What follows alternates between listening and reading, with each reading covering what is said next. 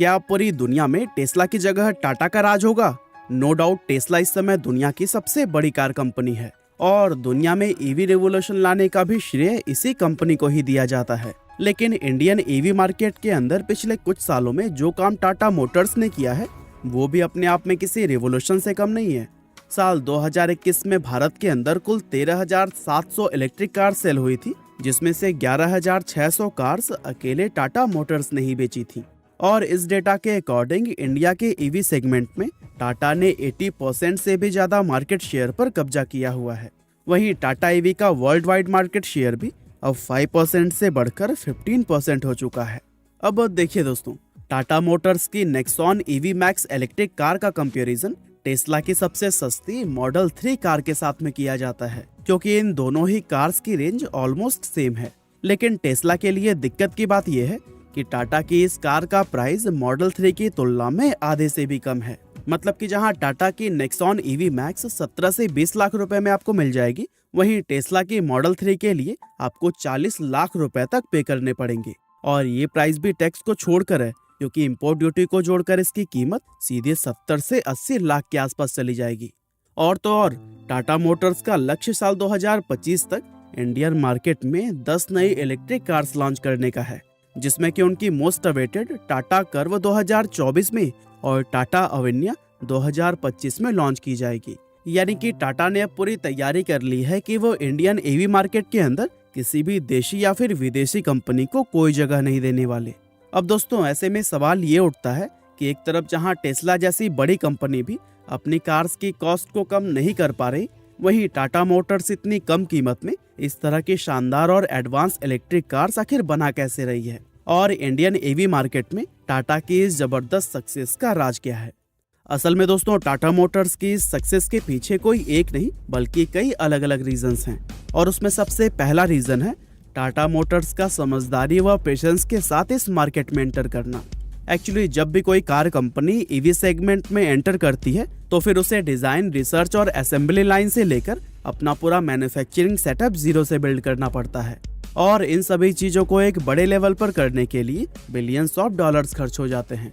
अब टाटा मोटर्स को ये बात बहुत अच्छी तरह से मालूम थी कि अगर उन्होंने एकदम से ये पूरा सेटअप बनाने में अपना पैसा इन्वेस्ट कर दिया तो फिर इससे ना सिर्फ उनकी कार की कॉस्ट बढ़ेगी बल्कि इसमें रिस्क फैक्टर भी बहुत ज्यादा हाई हो जाएगा, क्योंकि उस समय इंडियन मार्केट ईवीज के लिए बिल्कुल नहीं थी। ऐसे में उन्होंने एक नई मैन्युफैक्चरिंग यूनिट सेटअप करने की जगह पर अपनी मौजूदा फैक्ट्री की खाली पड़ी जगह को यूज करने का फैसला किया, और वहां पर टाटा ने अपने इंजीनियर्स को इलेक्ट्रिक कार्स बिल्ड करने के काम पर लगा दिया। हालांकि इस तरह से वो एक दिन में मैक्सिमम 8 से 10 कार से बना पाते थे, लेकिन इस स्ट्रैटेजी से उनकी मार्केट टेस्टिंग बहुत कम पैसों और बिना किसी रिस्क के पूरी हो गई। और फिर जैसे जैसे उन्हें मार्केट से रिस्पांस मिला, उसी हिसाब से वे धीरे धीरे अपनी ईवी यूनिट को बड़ा करते गए। इसके अलावा टाटा मोटर्स का टाटा ग्रुप की दूसरी कंपनीज के साथ में कोलैबोरेशन करना भी इसकी सबसे अहम स्ट्रैटेजीज में से एक रही थी, जहां टाटा मोटर्स ने अपनी इस स्ट्रैटेजी को मार्वल सिनेमैटिक यूनिवर्स की तरह ही टाटा यूनिवर्स का नाम दिया था। असल में ईवी एक ऐसी इंडस्ट्री है जिसमें कंपनी को बैटरी से लेकर चार्जिंग स्टेशंस बिल्ड करने तक सारे काम खुद ही करने पड़ते हैं। अब चूंकि कोई भी कंपनी सभी कामों में एक्सपर्ट नहीं होती है, ऐसे में ये सब काम करने में न सिर्फ कंपनी का अच्छा खासा टाइम बर्बाद होता है, बल्कि इन सभी प्रोसेस में बहुत सारा एक्स्ट्रा पैसा भी खर्च हो जाता है। ऐसे में टाटा मोटर्स ने किया क्या कि उन्होंने ये सारे काम खुद करने की जगह पर अलग अलग काम टाटा ग्रुप की ही उन अलग अलग कंपनीज को सौंप दिए जिन कंपनीज की इन कामों में एक्सपर्टीज है। फॉर एग्जाम्पल, टाटा मोटर्स ने चार्जिंग स्टेशन बनाने का काम टाटा पावर को, सॉफ्टवेयर का काम टीसीएस को और बैटरी बिल्ड करने का काम टाटा केमिकल्स को सौंपा हुआ है।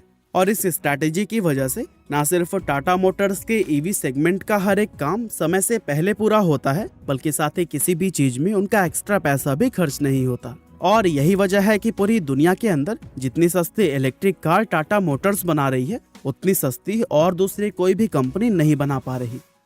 इसके अलावा टाटा मोटर्स ने मार्केट और कस्टमर की नीड को समझने में भी बहुत मेहनत से काम किया है, और ये उनके इस सफलता की तीसरी अहम वजह है। दरअसल टाटा मोटर्स को आज ये मालूम है कि इंडियन कस्टमर एक इलेक्ट्रिक कार के अंदर क्या क्या चाहता है और क्या नहीं चाहता। ऐसे में वो बिना किसी फालतू के फैंसी फीचर्स को ऐड किए बिना सिर्फ कस्टमर की नीड के अकॉर्डिंग सिंपल ईवीज बनाने पर अपना फोकस रखते हैं और इसीलिए आज इंडियन कस्टमर्स टाटा मोटर्स की ईवीज को सबसे ज्यादा पसंद कर रहे हैं। अब दोस्तों, टाटा के इन स्ट्रैटेजीज को देखते हुए शायद ही टेस्ला भारत में आना चाहेगी, और मान लीजिए कि आ भी जाती है तो फिर उनके यहाँ पर सफल होने के चांसेस लगभग ना के बराबर होंगे। और ऐसा होने के भी 3 अहम कारण हैं, जिसमें सबसे पहला रीजन है टेस्ला कार्स का प्राइस, जो कि इंडियन मार्केट के हिसाब से बहुत ज्यादा हाई है।